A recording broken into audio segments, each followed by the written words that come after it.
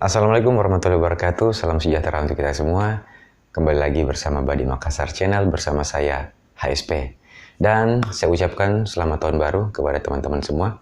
Semoga tahun 2021 ini semuanya akan menjadi lebih baik untuk kita semua.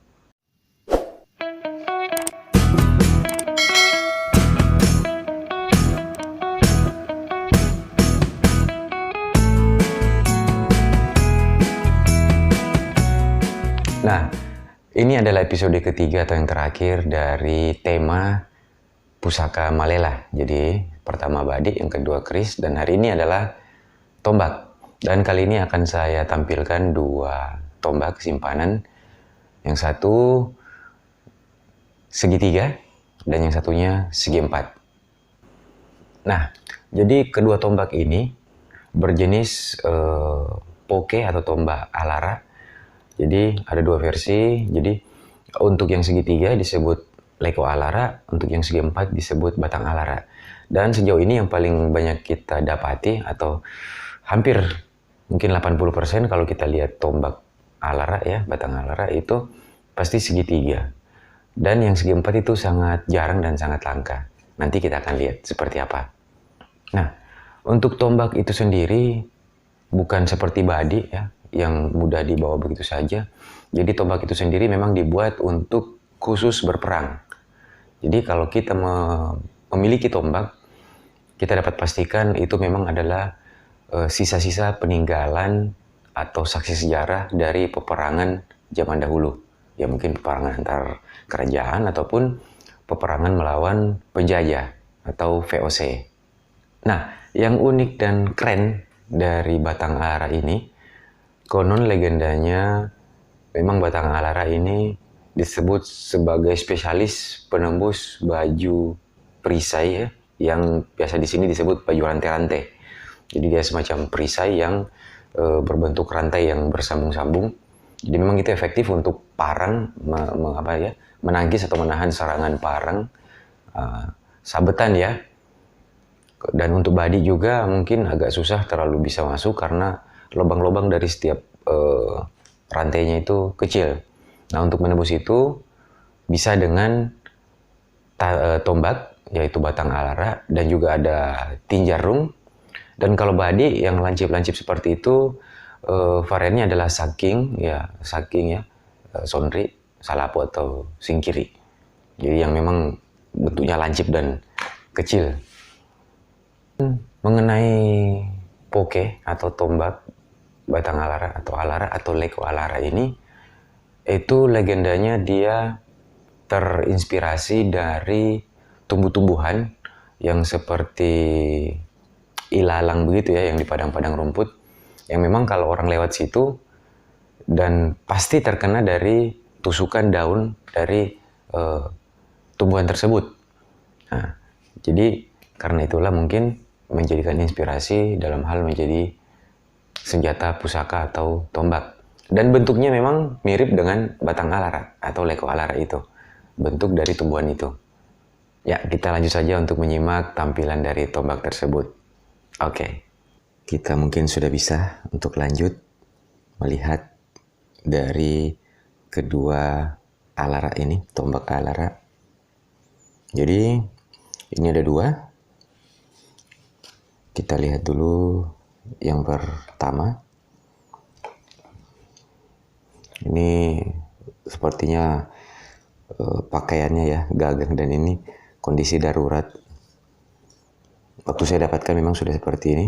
Jadi entah dari bahan apa, seperti besi. Kemudian ini menggunakan bambu untuk sarungnya. Bambu.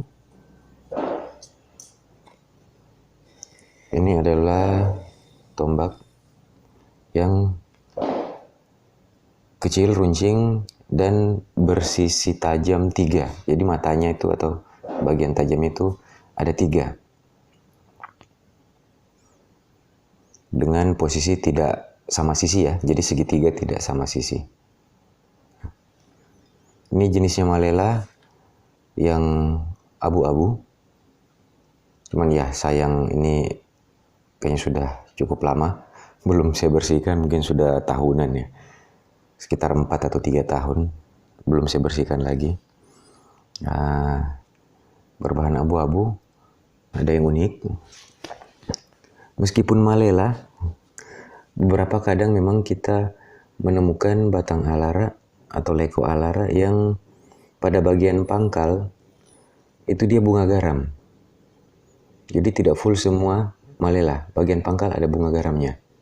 Jadi sebenarnya beda bahan.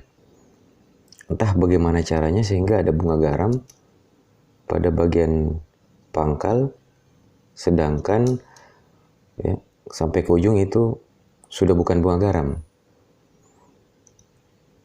Saya pernah beberapa kali melihat memang tombak batang alara yang seperti itu. Ini kalau kita lihat langsung dengan jelas, batas bunga garam itu sampai di sini. Ini, ya kelihatan ini ya, kerlap-kerip. Ini sayangnya agak kotor ya, jadi warnanya juga tidak terlalu tegas untuk memperlihatkan benar-benar bedanya. Ini terbatas, ini batasnya. Di sini sudah bahan malela ya. Di sini bunga garam. Begitu juga di sebelah nih. Dan begini.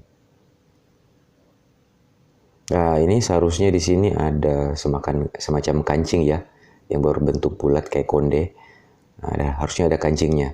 Jadi ini dulu mungkin sepertinya darurat, dijadikan senjata yang mudah dibawa-bawa karena tombak terlalu panjang, sehingga dipendekkan agar lebih simpel.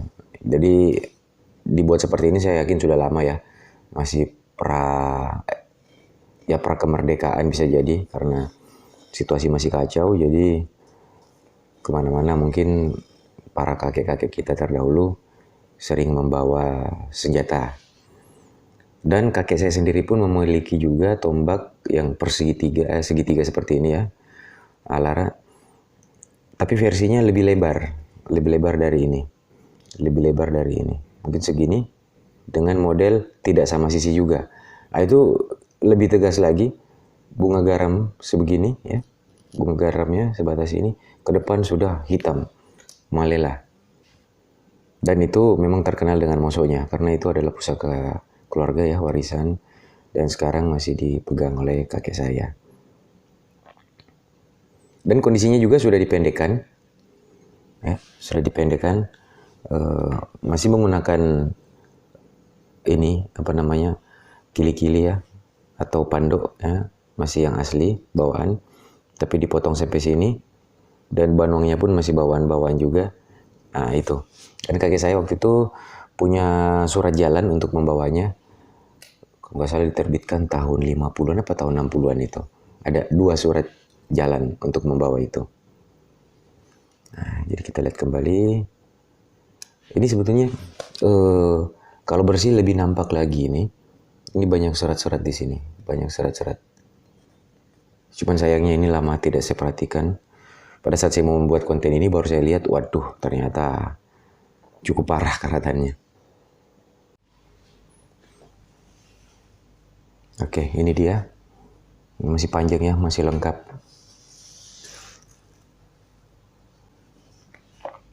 Dan ada beberapa teman juga yang berpendapat kalau segitiga disebut leko alara, kalau segi 4 disebut batang alara. Ya kira-kira seperti itu. Kembali kepada teman-teman ingin menggunakan istilah yang mana. Nah, kita lihat di sini semua tadi hampir menggunakan tali ya untuk saya ikat di antara sini dengan sini. Itu faktor safety ya. Baik, kita lihat dulu isinya. Bismillahirrahmanirrahim.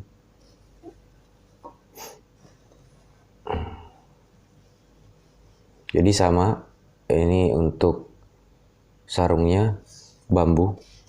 Jadi saya yakin sebelumnya ini kayu, model seperti sarung tombak pada umumnya. Akan tetapi mungkin sudah rusak patah atau diganti dengan yang simpel menggunakan bahan bambu. Ini sangat hitam pekat dan teksturnya juga tegas ya. Ini serabut-serabutnya kelihatan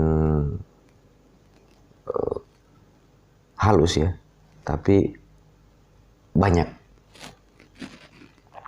Ya, ini sepertinya sama sisi, artinya tiap sisinya mungkin tidak jauh beda ini.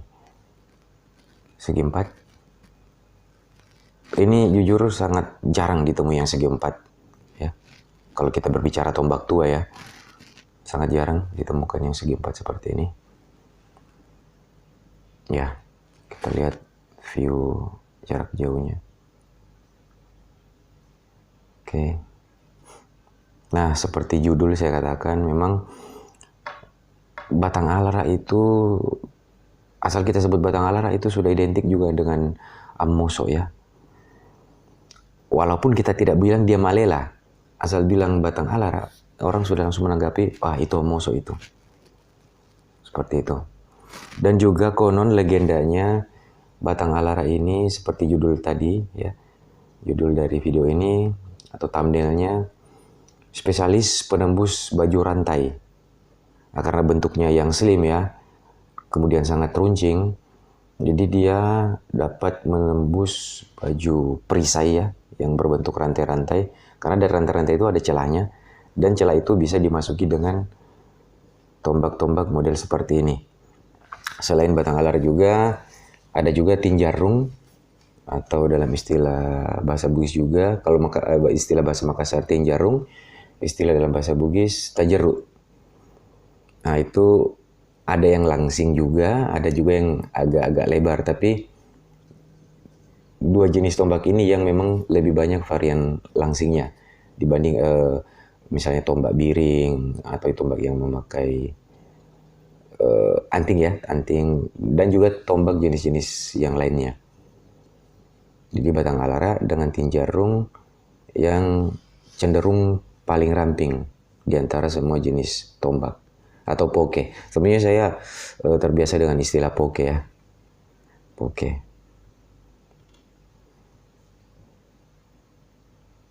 Ya kita bisa lihat juga untuk kili-kilinya atau panduknya ini berukir ya.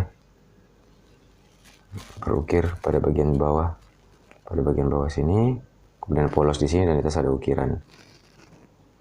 Ini ukirannya, ini sudah tidak terlalu terlihat ya bahan apa sebenarnya ini, apakah tembaga, apakah kuningan, tapi biasanya kuningan. Kalau yang setebal ini kuningan, setebal dan sekeras ini kuningan. Cuman sudah sangat tua sehingga sudah berwarna hitam. Kita bisa lihat juga dari kayunya di sini.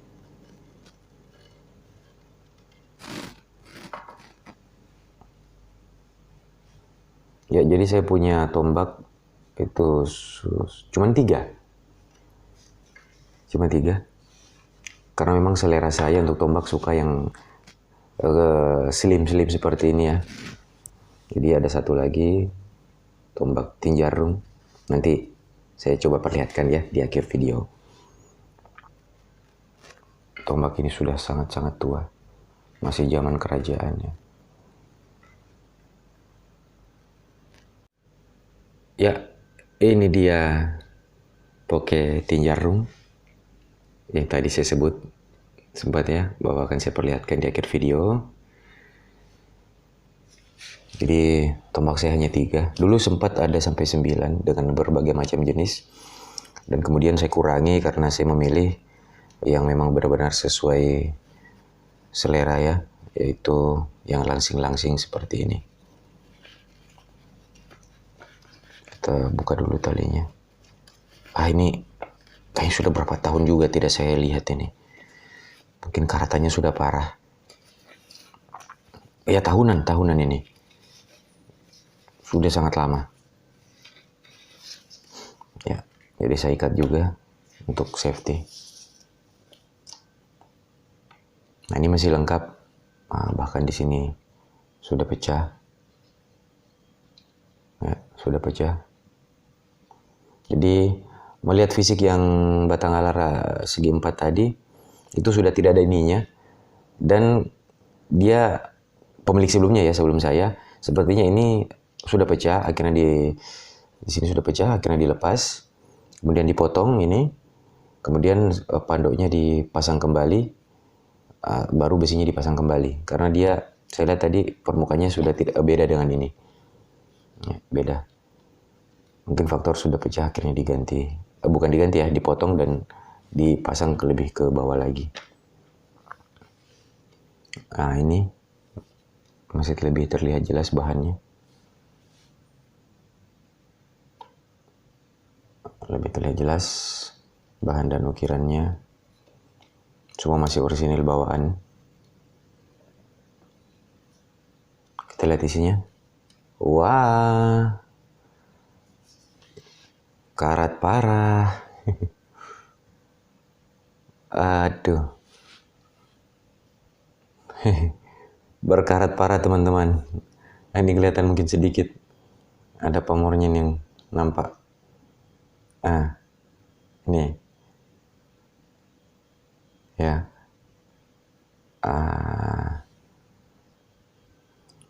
Ya. Jadi sepertinya ini bagus. Insya Allah akan saya videokan membersihkan dan karat dari tombak ini. Insya Allah tin jarum ini akan saya buatkan video untuk referensi teman-teman dalam hal membersihkan pusaka yang kondisinya berkarat parah. Oke teman-teman, sekian dulu. Semoga video ini bermanfaat dan menambah wawasan dan juga referensi dari teman-teman, dan salam pusaka.